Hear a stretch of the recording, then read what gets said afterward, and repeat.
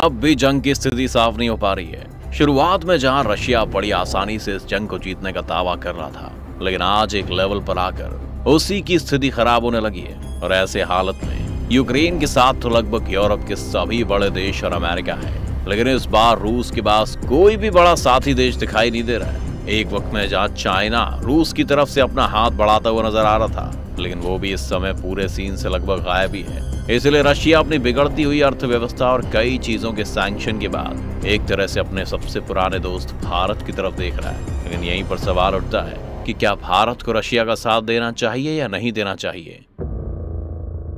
अगर बात भारत की करें तो भारत हमेशा से एक अहिंसक देश रहा है, जहां दूसरे देशों पर युद्ध करना, उनके बॉर्डर को अपने हिस्से में मिलाने जैसे षड्यंत्र नहीं हुए, क्योंकि भारत वो देश है जहां गांधी के विचारों को दर्जा दिया जाता है। लेकिन ऐसी स्थिति में जब रूस ने यूक्रेन पर हमला कर दिया है और वो लगातार यूक्रेन पर बमबारी कर रहा है, तो भारत का रोल यहाँ बहुत इंटरेस्टिंग हो जाता है दोस्तों, क्योंकि अपनी विचारधारा और नीतियों के हिसाब से भारत को एक तरह से यूक्रेन का साथ देना चाहिए। लेकिन अगर भारत यहाँ यूक्रेन का साथ देता है तो वो एक तरह से अपने सबसे पुराने दोस्त का साथ गंवा देगा। इसलिए सबसे पहले हम ये जानते हैं कि भारत को रशिया का साथ क्यों देना चाहिए। क्योंकि इस समय भारत अगर यूक्रेन का साथ देता है तो वो एक तरह से इन पश्चिमी देशों का साथ देगा जो पूंजीवाद की आंधी दौड़ में लगे हुए हैं और जिन्होंने भारत को जब भी जरूरत पड़ी है तब उसका साथ देने से बचे हैं। भारत ने जम्मू कश्मीर से अनुच्छेद 370 को हटाया था तो इन देशों ने भारत की आलोचना की थी।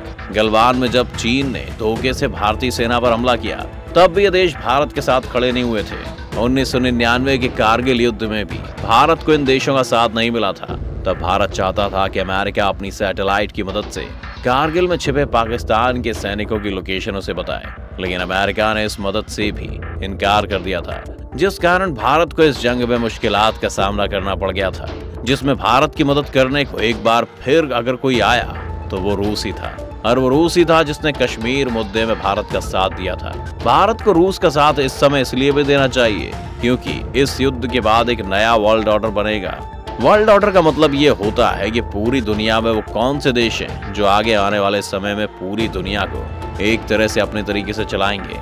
एग्जाम्पल के लिए अगर देखें तो दूसरे विश्व युद्ध के बाद 1945 से 1990 तक दुनिया में दो महाशक्तियां थीं, एक अमेरिका और दूसरा सोवियत संघ यानी यूएसएसआर। लेकिन 1991 में सोवियत संघ के विघटन के बाद एक पूरी दुनिया में यूनिपोलर वर्ल्ड ऑर्डर बन गया था, जिसमें सत्ता का एक ही मुख्य केंद्र था, अमेरिका। लेकिन इस जंग को अगर गौर से देखें तो एक तरह इस जंग से अब रशिया ने इस वर्ल्ड ऑर्डर को खुली चुनौती दे दी है। यानी कि अगर रूस को कोई सपोर्ट करता है तो आने वाले समय में नए वर्ल्ड ऑर्डर में उस देश का रोल काफी अहम होगा। इसलिए इसमें भारत का भी हित है, क्योंकि इस युद्ध के बाद एक मल्टीपोलर वर्ल्ड उभर कर आएगा, जिसमें अमेरिका और रशिया के अलावा भारत, चीन और यूरोपीय देशों की भूमिका अहम हो जाएगी।